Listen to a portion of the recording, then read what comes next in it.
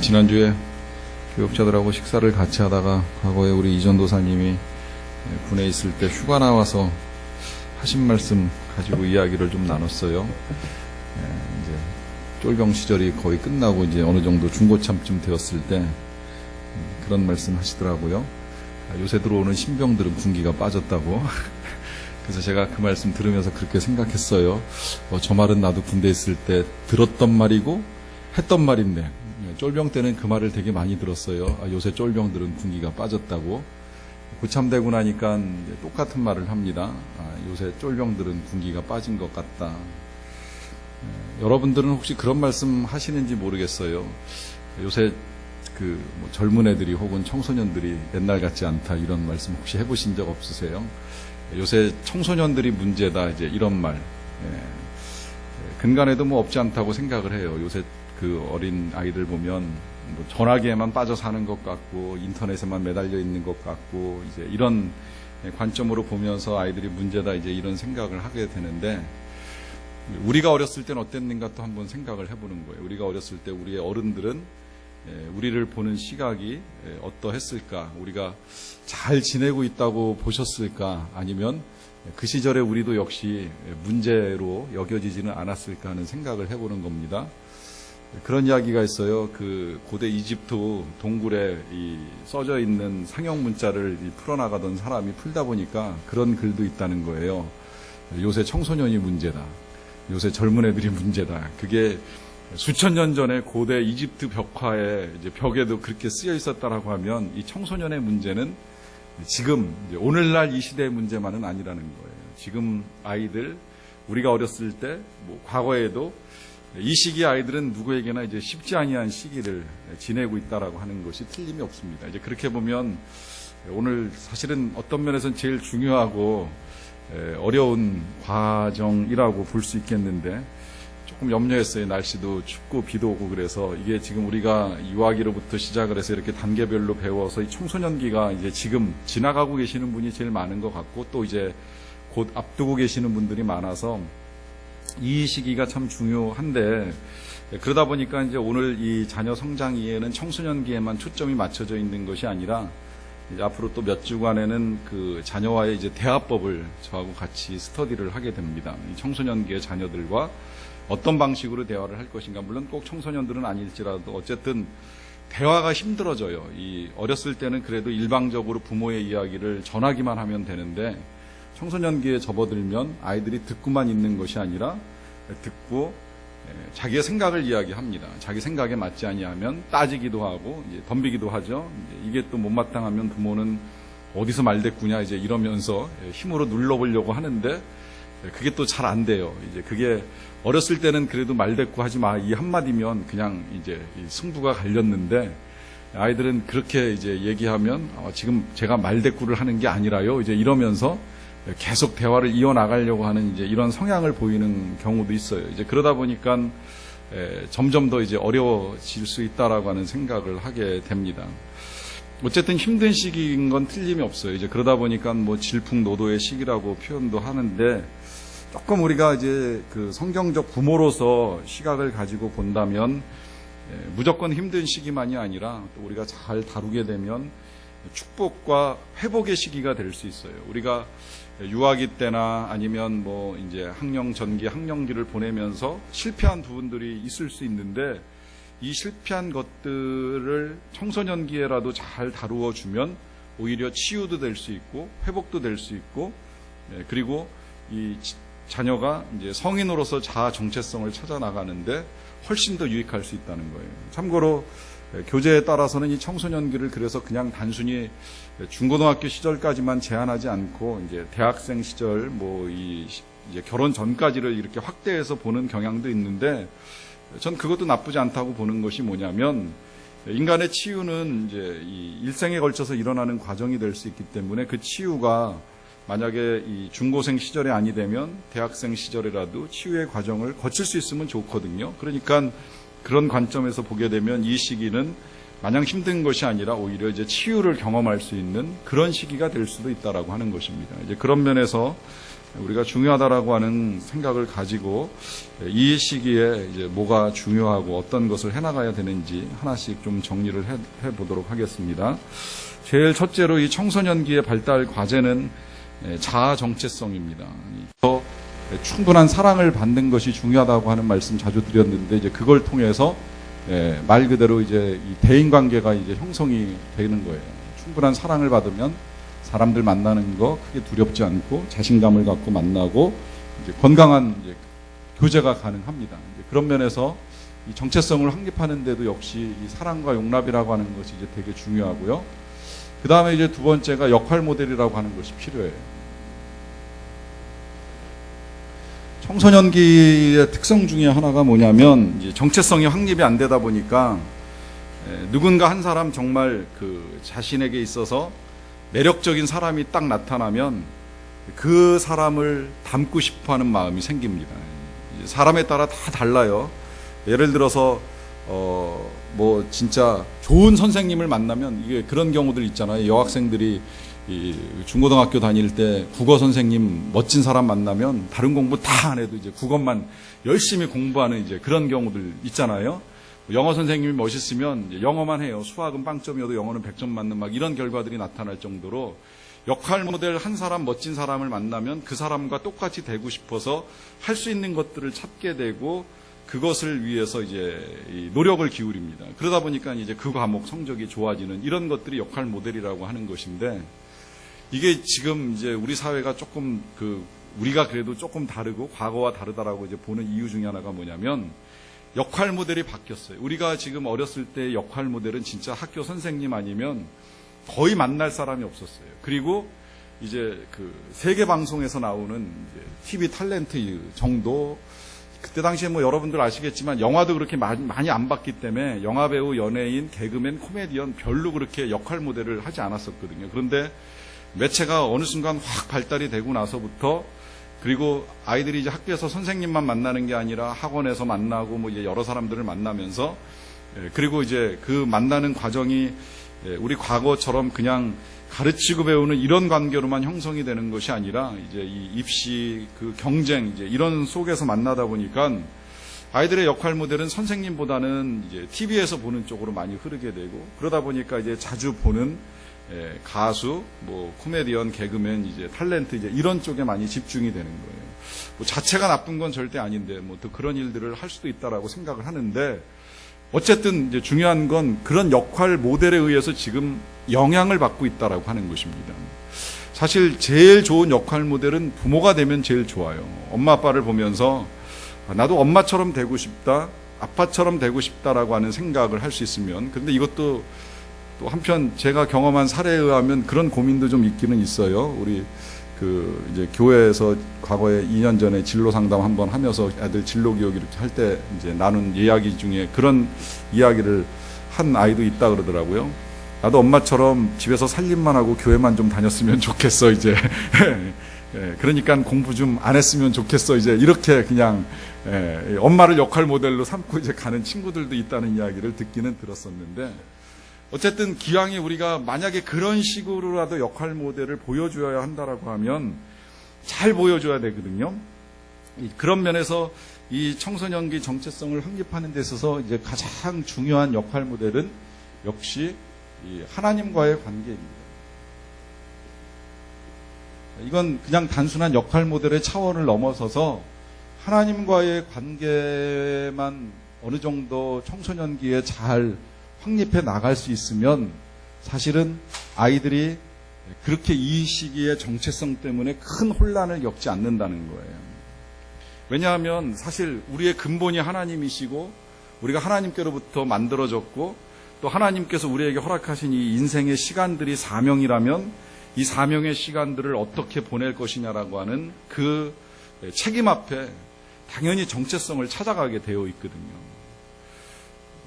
그러니까 꼭 지금 당장 뭔가 이렇게 아이가 실력을 갖추고 능력을 발휘하는 것까지는 안 된다고 할지라도 이제 인생의 방향을 잡아나가는 거예요. 내가 하나님과 함께 뭘 해야 될 것이냐라고 하는 고민을 하기 시작을 한다는 거죠.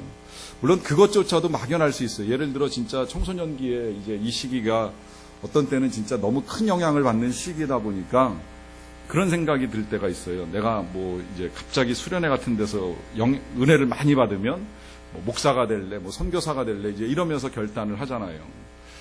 물론 그걸 성장 과정 중에 다 이루어내지도 못할 수 있지만 중요한 건 뭐냐면 어쨌든 어느 정도의 아이가 삶의 방향을 잡았다라고 하는 점에서 이제 긍정적이라고 보는 거예요.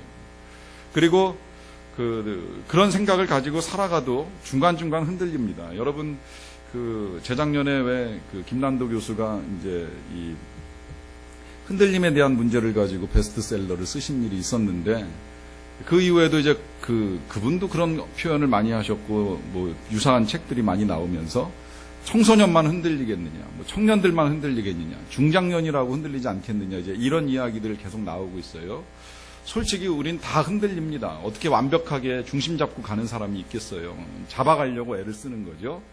그런데 흔들릴지라도 어쨌든 그 흔들림이 청소년기보다는 이제 중장년의 시기에 좀 줄어들잖아요. 어느 정도는 안정을 찾고 방향을 잡아서 가려고 애를 씁니다. 이와 같이 약간의 흔들림이 있다고 할지라도 그럴지라도 어느 정도 방향만 잡으면 그 인생이 그렇게 심각한 문제는 아니라고 하는 것입니다. 그런 면에서 우리의 아이들이 이 어렸을 때에 하나님과의 관계가 형성이 되고 하나님을 알기 시작하면 그러면 방향을 잡는 데 많은 도움이 된다는 거예요. 그러니까 이런 생각도 한 번쯤 해보셔야 돼요. 정말 오늘 공부한 자를 더하고 못하고가 중요한 것이 아니라 이 아이가 신앙 안에서 하나님을 만나고 있는가, 그리고 하나님과 함께 어떤 인생을 계획해가고 있는가라고 하는 이런 부분에 대한 관심이 큰 그림으로 봤을 때는 훨씬 더 유익하다라고 하는 것입니다. 네, 그런 것들로 인해서 자아 정체성이 확립되는데 만약에 이제 이게 확립이 안 되게 되면 역할 혼돈이 일어나는 거예요. 역할 혼돈이라고 하는 건 그야말로 내가 누구인지도 모르고 뭘 해야 될지도 모르니까 이제 그 다음에 나타나는 현상들은 아시죠. 끊임없이 이제 방황을 하는 겁니다. 어떻게 해야 될지, 뭘 해야 될지에 대한 이제 방황이 이어지게 되고 있는 거죠. 자, 우리나 우리의 자녀들이 자아 정체성의 속성을 얼마나 가지고 있는지 점검해 보겠습니다. 미래에 되고 싶고 하고 싶은 것들이 있습니다. 또 인생의 중요한 것이 무엇인지를 나름대로 생각합니다. 자신의 장점과 단점을 알고 있습니다. 이 세상에서 내가 해야 할 일이 반드시 있을 것이라는 확신이 있습니다. 해서는 안 될 일들과 해야 할 일에 대해서 알고 있습니다. 남들이 사는 대로 그냥 따라가며 살지 않겠다라고 하는 생각이 있습니다. 자신의 앞날과 진로에 대한 꿈과 비전이 있습니다. 또 마음에 존경하며 따르고 싶은 사람이 있습니다. 나 자신에 대한 생각이 나름대로 정리되어 있습니다. 남성 또는 여성으로 태어난 것에 대해 자부심과 특성을 알고 있습니다. 어느 정도가 될지는 모르겠지만 우리의 자녀들이 이와 같은 요소들 가운데 몇 가지 가지고 있는지 아니면 몇 가지가 부족한지 정도 한 번쯤 보셔도 좋을 것 같아요. 그래서 이제 그들의 정체성 확립을 우리가 도와줘야 되는데 일단 정체성의 요소들 몇 가지를 좀 정리하겠습니다. 정체성은 한 가지로 규정되어지는 건 아니고요. 실상은 이제 정체성의 요소에는 아주 다양한 것들이 있어요. 보시게 되면 뭐 외모로부터 시작을 해가지고 이제 능력, 신앙, 가치관, 그다음에 뭐 행동 양식, 그다음에 그 아이의 주변을 둘러싸고 있는 그룹들 있습니다. 뭐 또래나 혹은 친구 아니면 그 또 친구가 이제 이 학교와 교회에서도 형성이 되는데요. 이런 부분들도 아이의 정체성을 형성시켜 줄 수 있을 것이고 거기에 아이의 특기, 재능, 또 희망 같은 거, 장래 희망 같은 것들도 정체성을 결정짓는 요소가 돼요. 사실 그러다 보니까 이게 지금 이 아이가 정체성을 확립해가는 것이 아직은 완전치 못하다라고 보는 것이 어떻게 이 모든 것들을 다 한꺼번에 규정하고 갈 수 있겠냐는 거예요. 사실은 본인도 다 모르고 이제 우리도 계속 옆에서 지켜보고 도와줘야 될 부분들이 많다라고 하는 거죠. 어느 학자가 마르샤라고 하는 학자를 알고 있는데 그 정체성을 4단계로 구분을 해서 이제 표현을 해놨어요. 정체성, 혼미, 유예, 유실, 성취의 단계로 봤는데 일단 혼미의 단계는 그 무작정 반항하는 이 혼란스러운 상태를 이야기합니다. 아직 정체성이 전혀 형성되지 아니한 상태예요. 그러니까 그야말로 그냥 마냥 놀고만 싶고 뭐든지 아무것도 다 하기 싫은 이제 그런 상태라고 볼 수 있겠는데, 아직까지 좀 더 가르쳐 줘야 되고 상담이 필요합니다. 그리고 때로는 사랑과 격려가 필요하다라고 하는 것. 이 시기 아무래도 아직 이제 중학교 한 1학년, 뭐 초등학교 6학년 정도 되는 시기의 상태라고도 볼 수 있겠는데, 이 시기에 계속 부모의 사랑을 통하여서 아이가 정체성을 확립해 나가는 걸 도와주어야 돼요. 정체성이 그 유예된 상태가 있습니다. 이제 겉으로 보기에는 그 약간 혼미스러워 보여요. 도대체 얘가 어떤 길로 어떻게 가야 될지, 아니면 본인 스스로도 자신에 대해서 정확하게 이해가 되지는 않는데, 아직 그럼에도 불구하고 이제 뭔가 찾아 나가려고 애를 쓰는 모습이 보일 때가 있습니다. 이제 그렇게 보면 이 상태는 그 확립이 유예된 상태이지, 성취가 유예된 상태이지 문제가 되는 건 아니라는 거예요. 근데 이때에 이제 이 아이의 상태를 도와주기 위해서 부모가 격려해 주는 것도 필요하고 정보를 제공해 주는 것도 필요해요. 정보를 제공해 준다라고 하는 건 그 시기에 진짜 어떤 인생의 길들이 있는지, 이제 그러다 보니까 우리나라에서도 왜 직업 탐색한다고 이제 한 학기 동안 이제 그런 과정들을 구성하고 하는 것 같은데, 이제 그런 도움을 부모님들이 주실 수 있으면 좋다라고 하는 것입니다. 정체성의 유실 단계라고 하는 건 이 고민이나 혼란의 과정이 없이 정체성이 완성된 것처럼 보이는 거예요. 겉보기에 그렇다는 거예요. 근데 실상은 이제 말 그대로 유실된 상태인데, 왜 이런 현상이 나타나느냐면 뭐 다 그런 건 아니겠지만, 특히 이제 일찌감치 내가 무엇을 하겠다라고 이제 결정 지은 학생들이 있어요. 그걸 선을 그어서 그냥 보자라고 하면, 예를 들어 말씀드리는 거예요. 실업계 학교를 진학한 친구나 뭐 예체능 계열로 이제 진로를 잡은 친구들 보게 되면, 일단 예술가가 될 거야, 뭐 운동선수가 될 거야, 아니면 뭐 이제 상고나 공고로 가서 뭐 기계를 배우고 기술을 배우고 능력을 배울 거야, 이렇게 생각하다 보니까 마치 뭔가 확립된 듯한 이제 그 공동체 안에 있잖아요. 그런데 실상은 아닐 수도 있다는 거예요. 그게 유실된 상태입니다. 이때에 이제 유념해야 될 건 뭐냐면, 그것이 정말 아이가 가야 할 길이냐 아니냐라고 하는 이제 질문도 필요하고, 그러다 보니까 그 진로나 직업에 대해서 도와줘야 될 일들이 필요할 수 있다라고 하는 거예요. 어려서 일찍 방향을 정하는 건 중요한 일이지만, 그럴수록 더 기도하면서 이제 답을 찾아야 되고, 그 답 속에 그 길에 대한 확신이 서면 그땐 뭐 정말 지지해주고 격려해주고 잘할 수 있도록 도와주면 제일 좋다라고 하는 거예요. 그런 면에서 이제 유실이 있을 수 있고요. 마지막에는 그 정체성이 이제 성취되는 단계라고 할 수 있겠는데, 그야말로 이제 고민과 탐색 가운데 결국은 이제 자기 자신의 이제 자리를 잡아가기 시작을 합니다. 물론 그렇다고 하더라도 앞서 말씀드린 대로 온전하진 않아요. 여전히 불안감이 있습니다. 그러나 어쨌든 아이가 자기 스스로를 인식하고 내가 뭘 해야 되겠다라고 하는 생각이 어느 정도 결정이 되면, 그 다음에 이제 부모가 해야 될 일은 인정해주고 지지해주는 거예요. 그 일을 계속 격려해 주는 것이라고 볼 수 있습니다.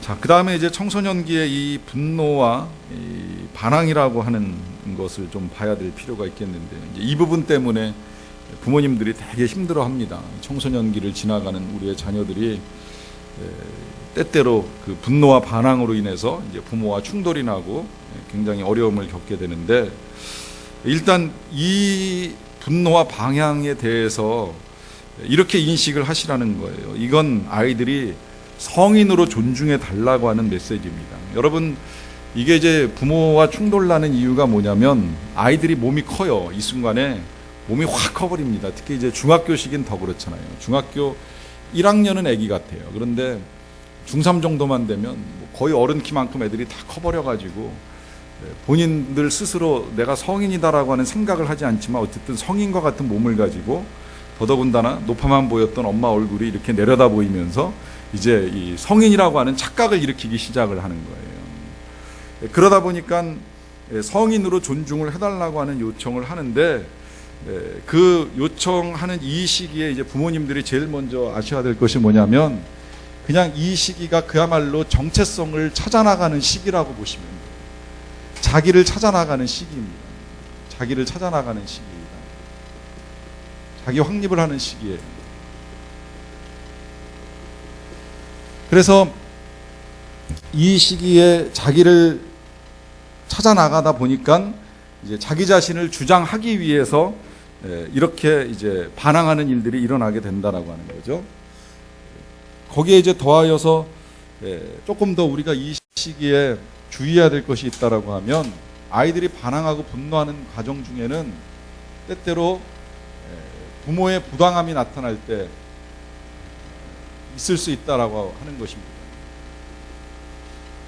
어른이 봤을 때에는 제가 아까 이제 그 말씀 드렸잖아요. 덩치는 커졌어요. 엄마를 내려다볼 만큼 아이들의 키가 크고 덩치가 커졌어요. 근데 부모가 봤을 때는 말하는 것이나 생각하는 것이나 하는 것이 아직도 여전히 어린아이잖아요. 덩치만 컸지, 우리가 그렇게 표현하잖아요. 덩치만 산만하지 하는 짓은 어린애하고 똑같아. 이런 표현 사용하잖아요.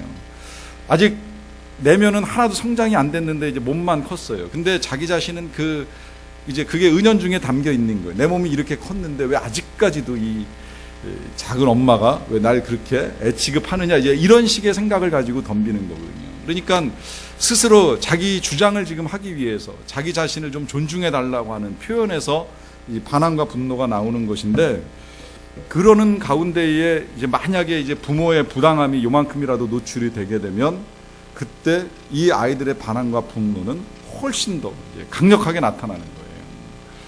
그러다 보니까 이제 이 충돌로 인하여서 부모도 힘들고 아이도 힘든 거죠. 그런 면에서 항상 아이와의 관계 속에서 꼭 한 번씩 더 질문이 필요합니다. 내가 진짜 옳은가? 내가 단순히 부모의 권위를 가지고 이 아이를 억누르고 있는 건 아닌가? 아니라면 내가 정말 이 아이의 생각이 맞고 내 생각이 틀린 것은 아닌가? 한 번쯤 돌아보셔야 돼요. 그럼에도 불구하고 내가 옳다라고 하면 그때는 이제 논리적으로 설득을 해가야죠. 아이들한테. 왜 무엇이 잘못돼서 부모가 이렇게 하는지에 대해서 정확하게 설명을 하셔야만 됩니다. 그래야지 문제가 해결되지, 그렇지 아니하면 아이들은 오히려 더 분노하고 반항할 수밖에 없다라고 하는 거예요. 근데 이 부모의 부당함이 주로 어디에서 나오게 되느냐 하면 이율 배반에서 나오게 됩니다. 이게 우리가 지금까지 보아왔던 것 중에 일관성의 결을, 언제는 뭐 하라 그랬다가 언제는 또 하지 말라 그랬다가 또 말은 그렇게 하는데 행동은 그렇게 안 보여줄 때, 이제 이럴 때에 이 나타나는 현상이라고 하는 것입니다. 거기다가 이제 또 한 가지 그 부모의 부당함에 분노하는 건 뭐냐면, 부모가 옳을 수는 있어요. 부모가 옳을 수는 있는데 뭘 지금 표현하고 싶은 것이 있냐면 자기 마음을 알아달라는 거예요. 내 마음이 지금 힘든 상태라고 하는 사실을 좀 이해해달라고 하는 요청을 하는 거예요. 이것도 내내 보면 자기를 찾아나가는 시기이기 때문에 그런 거예요. 공부를 해야 된다는 건 알겠는데, 공부를 하라고 하시는 말도 이해는 되겠는데, 난 지금 쉬고 싶고 놀고 싶은 내 마음도 좀 이해해달라는 거예요. 그 마음을 이해를 하게 되면 부모로서는 조금 이제 양보해서, 그러면 뭐 한 10분 놀고 한 30분 놀고 그러고 해라, 좀 쉬었다가 해라, 이제 이런 여유를 조금 보여주게 되면 분노가 가라앉게 되는 것이죠. 이 마음, 사실 마음 알아주는 게 제일 중요한 거 아닙니까? 우리들도 내 마음 누가 몰라주면 속상하고 화가 나는데 아이들도 똑같은 거예요. 내 마음 몰라주니까 화가 나는 거거든요. 그래서 그 마음 알아달라고 이해를 하시면 됩니다. 그 다음에 이제 이걸 바라보는 또 하나의 관점이라고도 할 수 있겠는데, 이제 그건 뭐냐면 이 적극적인 태도와 반대로 이제 소극적인 태도의 차이라고도 볼 수 있겠는데요. 분노와 반항하는 아이는 그래도 적극적이기 때문에 차라리 그 자체를 그냥 긍정적으로 부모님들이 이해를 하시면 돼요. 소극적인 건 뭐냐면 이건 자칫 잘못하면 아이들이 우울이나 우울증이나 아니면 신경증에 빠져 있는 상태라고 보시면 돼요. 이게 더 무섭습니다. 표현을 안 하고 숨기는 아이들. 때때로 그 청소년기를 지나는 부모님들하고 상담할 때 그 힘들어하는 케이스 중에 분노하고 반항하는 아이보다 말하는 아이를 더 힘들어해요. 근데 정말 말 안 하는 아이는 진짜 위험해요. 말을 안 하고 입을 닫기 시작하면 이 아이가 진짜 무슨 생각을 하는지, 어떤 고민에 빠졌는지, 그리고 이 우울의 상태가 얼마나 깊은지, 이게 우울의 상태가 한없이 깊어지기 시작하면 이제 굉장히 위험하다는 거 다 아시잖아요. 그렇게 보면 차라리 적극적으로 분노하고 반항하면서 자기를 표현하는 아이는 그뿐이지 거기서 더 사고를 칠 수 있는 가능성이 많지는 않거든요. 그렇게 보면 그냥 아이들이 분노하고 반항할 때 내 새끼 살아있네 그냥 이렇게 생각하고 이해를 하시는 게 낫습니다. 옛날에 왜 감사기도 감사하라고 하는 몇 가지 조건들을 이야기할 때 자녀가 큰 소리로 당신에게 분노하고 반항하고 있다면 그 아이가 지금 가출하지 않고 집안에 있다는 걸 감사하라고 하는 이야기가 있잖아요. 이 아이가 뛰쳐나가지 않고 있다는 걸 감사하시라고. 차라리 지금 이 아이는 죽어가는 것이 아니라 살아있다는 사실을 우리에게 알려주고 있다고 그렇게 이해를 하시라는 겁니다. 그 다음에 이제 여기에 더하여서 좋은 이 분노와 반항의 시기를 이제 다스리는 것 중에 한 가지가 성인식 치러주기라고 하는 것이 있잖아요. 성인식을 치러준다라고 하는 거, 이제 과거에는 지금도 그런 부족들이 있어요. 이제 뭐 중남미나 아니면 아프리카 쪽에는 한 12살, 13살 되면 이제 이 성인식 치러줍니다. 가끔 왜 그 TV 프로 같은 데서 보면 성인식 치르기 위해서 아주 이게 혹독한 이제 과정들을 거치는 이제 일들이 있잖아요. 뭐 남자아이 같으면 혼자 숲속으로 보내가지고 몇 날 며칠 밤을 지냈다가 돌아오게 만든다거나 뭐 이제 이런 일들을 하게 되는데 이제 그런 과정을 통해서 이제 아이에게 인식시켜 주는 거예요. 넌 성인이다. 그 성인이라고 하는 인식은 너는 자유가 있다. 그러나 또 한편으로는 책임이 있다라고 하는 사실을 일깨워 주는 거 아닙니까? 그런 면에서 성인식을 치러준다라고 하는 것은 이제 두 가지를 일깨워 주는 거예요. 네가 스스로 선택할 수 있는 것들이 그만큼 늘어났다는 것이고 그 선택과 자유에 따라 책임도 그만큼 크다는 걸 일깨워 주는 거예요. 근데 이걸 한 번으로 끝내지 마시고 여러 번 해주면 좋다는 겁니다. 그래서 기왕이면 이제 권고하는 건 중학교 들어갈 때, 또 고등학교 들어갈 때, 또 대학교 들어갈 때 이렇게 한 번씩. 중학교 들어갈 때, 야, 우리 애가 벌써, 뭐 우리 딸이, 뭐 우리 아들이, 야, 벌써 중학생이네. 너 알지? 중학생이면 할 일이 늘어나고 그 할 일을 엄마나 아빠가 다 도와줄 수 없으니까 너 스스로 해나가야 돼. 그만큼 책임이 커진다는 이야기야. 한 요 정도 이야기를 해주면 좋고요. 그 다음에 이제 한 번 해주고 이제 잊어버리면 또 이제 고등학교 들어갈 때 한 번 더 해주고 그 다음에 이제 대학교 가면서 똑같이 이제 같은 방식을 해주는 방법이 있을 수 있고요.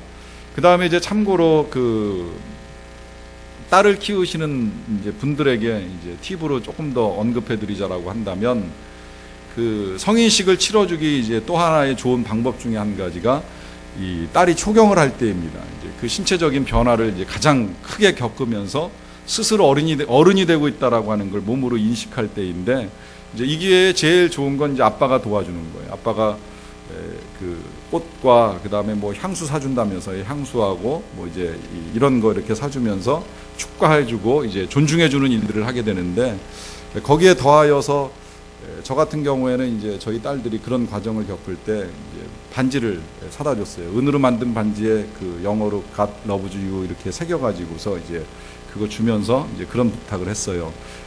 네 남편 되는 사람이 좋은 것으로 바꿔줄 때까지 이제 이거 끼고 순결을 잘 지켜나가라 하는 이제 이런 부탁을 했던 일이 있었거든요.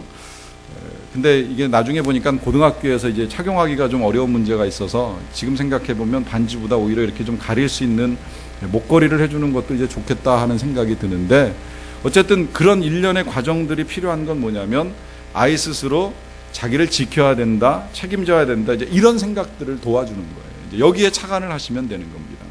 스스로 책임지는 시기에 접어들어가고 있다라고 하는 이제 이런 걸 생각하게 해주는 것이죠. 자, 이제 넘어가서 이 시기의 부모의 역할 보도록 하겠습니다.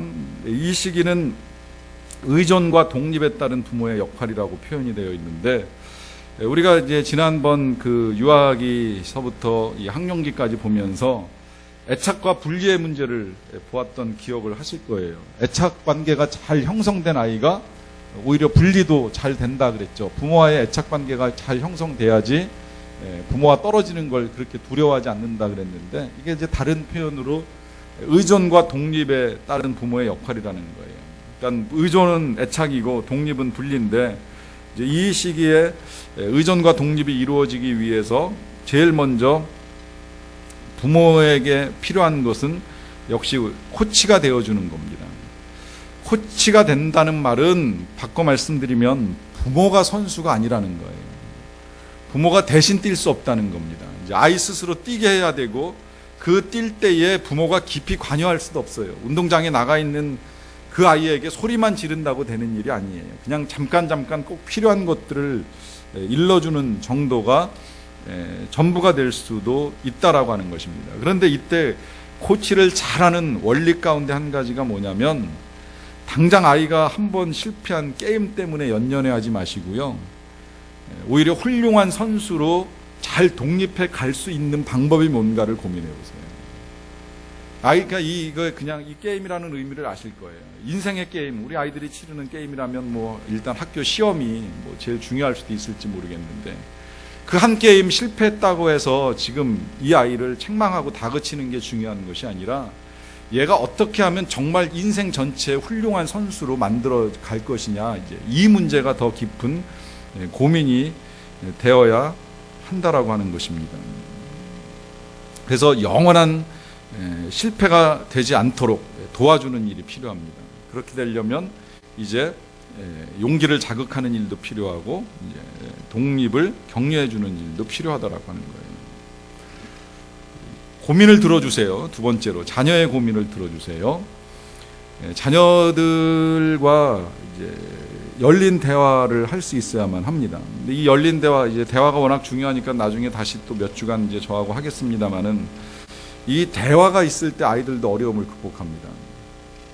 일단 이런 사례를 가지고 한번 생각을 해보는 거예요. 뭐 그런 일이 절대 일어나지 않을 것이라고 소망하고 또 기대합니다만, 만약에 아이가 밖에 나갔다가 이제 원치 않는 이제 뭐 폭력에 노출돼 가지고 돌아왔다, 이제 이렇게 이제 생각을 해보세요. 뭐 그 폭력이 뭐 성폭력일 수도 있는데, 참 이때 이제 부모의 태도가 되게 중요한 거예요. 어떻게 이 일을 대응할 것인가. 근데 이 대응하는 과정 중에 이제 중요한 부모의 태도 가운데 한 가지가 뭐냐면, 일단 그 모든 상황을 아이가 부모에게 말할 수 있도록 도와주어야 되는 게 필요하거든요. 근데 이게 사실은 미리 과거로부터 이렇게 훈련이 잘 돼 왔지 아니하면 아이가 마음을 열고 자기가 겪은 일을 도와주는 것이 되게 어렵습니다. 실제로 그런 케이스도 봤어요. 이 아이가 학교에서 쉬는 시간마다 화장실을 한 번도 안 가고 집에 올 때까지 이 소변을 참고서 이제 집에 오는 아이가 있어요. 왜 그런가 봤더니 화장실 한 번 잘못 갔다가 이 남자아이들이 이 대변실에 가두어 놓고서 못 나오게 하고 물 뿌리고 이제 온갖 짓을 하는 걸 이제 경험을 한 거예요. 이게 이제 아이의 트라우마가 되다 보니까 화장실 가면 그런 일을 겪을까봐 아침부터 저녁까지 참고 집에 오자마자 이제 화장실을 가는 거예요. 근데 이걸 부모가 긴 시간 동안 몰랐어요. 사실은 이게 이런 경우가 생기지 않도록 부모가 미리미리 그런 어려움들이 있으면 이제 짚어보고 아이가 이야기할 수 있도록 도와주었어야 되는데, 이제 그게 이제 안 되다 보니까 아이는 말 못하고 이제 숨겨놓고 이제 그 일을 하다가 시간이 한참 지나서야 자기가 그런 일이 있었다는 이야기를 하게 되는 거죠. 이제 그런 면에서 자꾸 이제 열린 대화를 하는 것이 중요하다고 말씀드리는데, 그 열린 대화 속에서 부모님들이 주의하셔야 될 대화가 뭐냐면, 왜 그랬어? 이제 이 말을 절대 해서는 안 된다는 겁니다. 왜 거기 갔어? 왜 그때 네가 애들한테 반항하지 못했어? 왜 네가 거기서 그런 행동을 취했어라고 책망을 하면 거기서 이제 아이는 완전히 마음이 다치는 거예요. 더 이상 아무 얘기하지 못하는 거예요. 이 아이가 그런 이야기를 하고 문제를 해결할 수 있도록 도와주는 건 제일 첫 번째, 괜찮아, 네 책임이 아니야, 이 표현이 제일 중요합니다. 절대 아이한테 책임을 돌리지 마세요. 그 어떤 일을 겪는다고 할지라도 너 때문이 아니라고 하는 사실을 분명하게 밝혀주셔야 돼요. 때때로 성폭력을 당하고 이 아이가 집에 돌아오게 돼서 그 사실을 이야기하게 되면 엄마가 화가 나고 속상하니까 딸을 붙잡고, 왜 거기 가가지고, 이제 예를 들어서 아이가 대학교에서 MT를 갔어요. MT를 갔는데 술에 취했어. 밤에 술 먹고 정신 못 차리는 사이에 남학생이 뭐 끌고 가가지고서 이제 폭력하는 그런 일을 겪고 왔는데 충격을 받은 거예요, 딸내미가. 얼마나 당황스럽겠어요. 근데 이제 부모가 화가 나다 보니까, 그러길래 MT는 뭐하러 갔어? 집에 외박하지 말라 그랬잖아. 이러면서 야단을 치면 절대 치유가 안 일어난다는 겁니다. 일단 괜찮다고 이야기해주고 그 다음에 이제 문제를 풀어나가야죠. 이 일이 내 인생을 좌우할 만한 일이 아니라는 사실도 일깨워줘야 되고, 이제 하나하나 이렇게 대처해 나가는 방법들을 찾아가야 되는데 그 출발점의 첫 번째가 서로의 마음이 같이 열려야 된다는 거예요. 그런데 단 한 가지의 책망이라도 있으면 마음은 다치게 되어 있습니다. 그래서 그 마음이 다치지 않도록 당부하는 것이 자녀의 고민을 들어주는 거예요. 그리고 그 고민 들어줄 때 반응해 줘야 되는데 이제 그 반응 앞으로도 한번 또 나오겠습니다마는 되게 힘들었겠구나. 얼마나 힘들었니? 그 마음을 이해해 주는 것이 급선무라고 하는 것입니다. 그리고 또 한 가지 이제 의존과 독립에 따른 부모의 역할이라고 한다면 이 부모의 상황을 알려주는 거예요.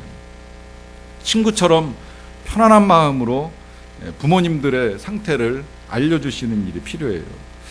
예를 들면 이제 청소년기를 지날 때 우리나라는 특히나 이 부모님들의 시기가 때때로 그러니까 아버지들이 이 회사에서 그 회사를 떠나야 되는 시기에 이제 놓이는 경우들이 종종 있어요. 특히 이제 자녀가 대학교를 다니거나 이제 그런 시기에 정년이 되거나 아니면 이제 명예퇴직을 시켜가지고 이제 일을 그만두게 만드는 경우들이 간혹 있을 수 있는데 그런 경우 이제 아이들이 걱정할까봐 부모님들이 이제 쉬쉬하는 경우가 있습니다. 그런데 굳이 다 숨길 필요는 없다는 거예요. 그냥 조금 그 상태를 알려주는 것이 필요할 수도 있습니다. 왜냐하면 이제 그런 시기에 걱정하라고 알려주는 것이 아니라 지금 그런 일들로 인해서 아빠도 힘들고 엄마도 힘들다라고 하는 걸 이제 일깨워 주는 거예요. 그러면 그런 시기에 아이들이 생각을 하는 겁니다. 아, 엄마 아빠가 많이 힘들구나. 그러면 내가 어떡할까? 이제 그런 아이들의 고민을 조금 하게 해주는 것도 이 아이를 성인으로 존중하는 일이 될 수 있다는 거예요. 그런데 이제 이때 주의하셔야 될 것이 뭐냐면 그러면서 끝자락에 그러나 너는 뭐 돈 걱정하지 말고 공부나 열심히 해 이러면서 이제 잔소리 한마디 또 덧붙이게 되면 이건 친구 관계가 또 깨지는 거예요. 그냥 편안하게 이제 이런 상태지만 어쨌든 그냥 이 아이가 그런 상황들을 좀 이해할 수 있도록만 도와주시면 된다라고 하는 것입니다. 자, 그 다음에 이제 부모가 청소년기에 꼭 전달해야 할 메시지입니다. 이 청소년기 이렇게 말씀드렸잖아요. 제2의 기회라고. 유아기로부터 학령기까지 우리가 하지 못한 것들을 회복할 수 있는 제2의 기회라고 하면 여전히 이 시기에도 전달해야 될 메시지가 있습니다. 그 메시지는 우리가 지금까지 들었던 것들입니다. 넌 소중한 존재란다. 넌 정말 유일무이한 아주 귀한 존재란다. 넌 우리 모두에게 있어서 정말 꼭 필요한 존재야. 그리고 네가 아직은 모르지만 앞으로 해야 할 일이 반드시 있을 것이다. 말씀해 주세요. 넌 소중하다. 넌 유일무이하게 귀한 존재다. 우리에게 꼭 필요한 존재이고 앞으로 할 일을 찾아가게 될 거야. 그러니 너의 현재 모습 보고 실망하지 마라. 지금 당장 이 한 번 가지고 절대 실망하지 마라 얘기해 주시고 앞으로 하나님이 너를 멋지게 만들어 가실 것이다 얘기해 주세요. 누구나 강점이 있고 누구나 약점이 있으니까 너한테도 뭔가 하나님과 함께 할 수 있는 장점이 있을 것이라고 일러주시고요. 그러나 하나님은 준비된 사람을 찾으시며 사용하시니까 우리가 잘 준비하자 이렇게도 격려하시고 또 마지막에는 두려워하지 말라고 하나님이 너와 함께 하실 것이라는 메시지도 자꾸 들려주세요.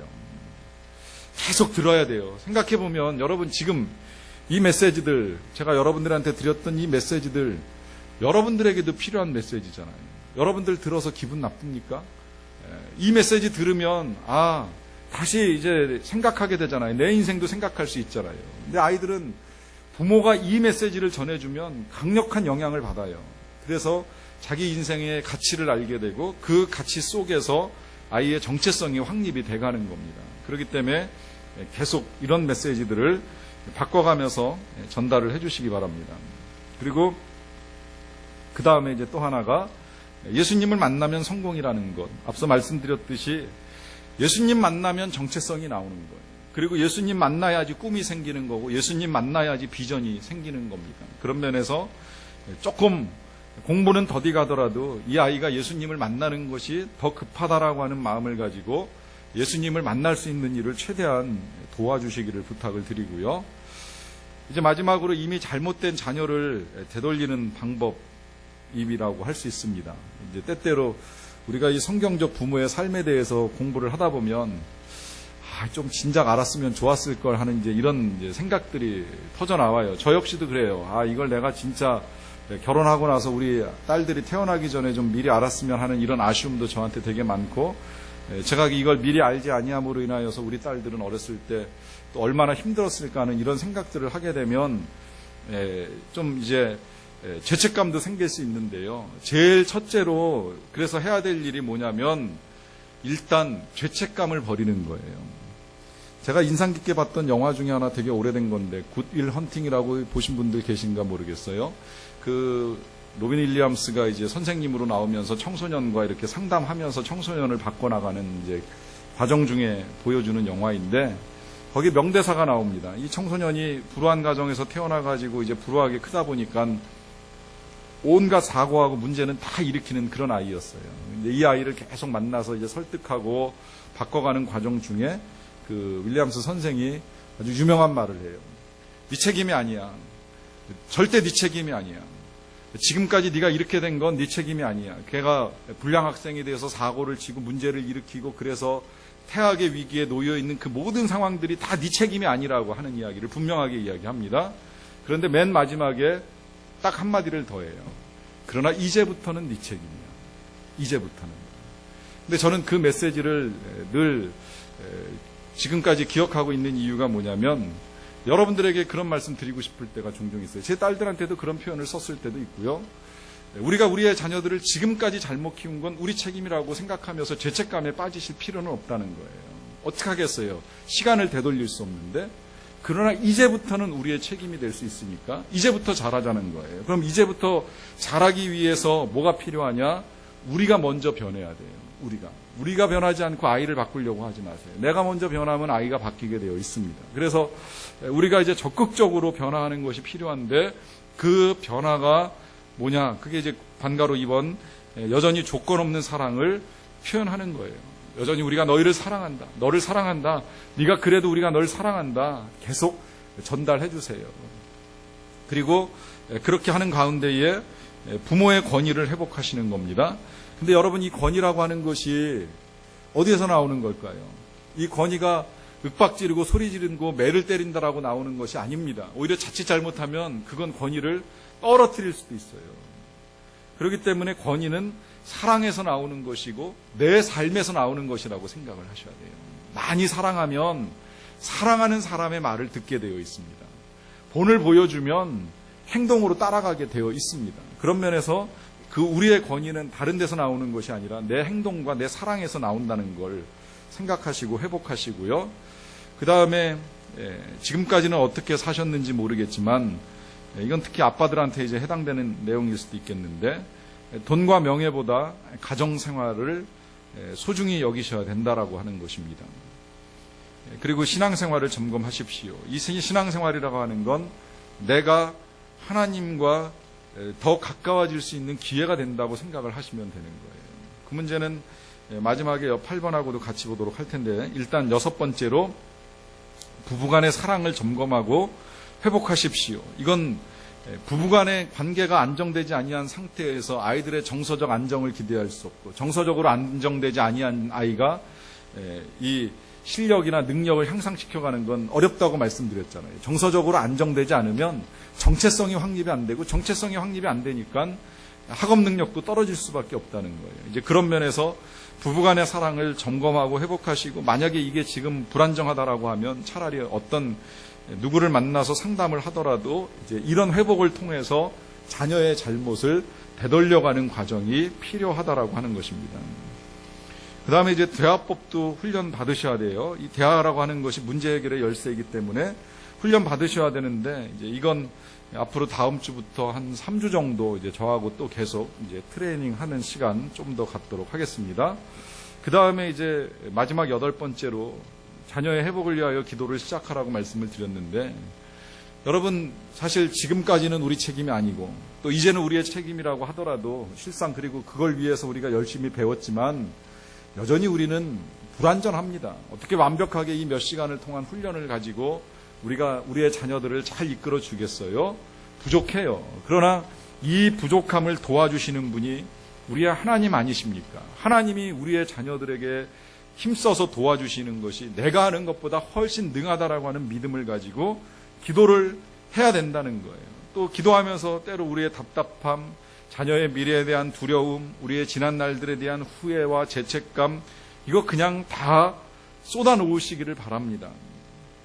하나님의 생각은 재앙이 아니라고 분명히 말씀하시잖아요. 너희에게 평안을 주려 하는 것이요 장래에 소망을 주기 위한 것이라고 예레미야 선지자를 통하여 말씀하신 것을 다시 생각하면 우리가 하나님께 나아가는 것이 그만큼 중요하다라고 하는 것입니다. 오늘 시편 43편 5절은 상황은 조금 다르지만 낙심되고 어찌할 바를 알지 못할 때에 하나님께 나아갔던 시인의 고백이라고 할 수 있겠는데요. 이 고백 같이 하고 찬양하고 기도하는 시간 갖겠습니다. 같이 읽겠습니다. 시작. 내 영혼아 네가 어찌하여 낭망하며 어찌하여 내 속에서 불안하여 하는고 너는 하나님께 소망을 두라. 그가 나타나 도우심으로 말미암아 내 하나님을 여전히 찬송하리로다. 아멘. 함께 찬양합니다. 하나님께로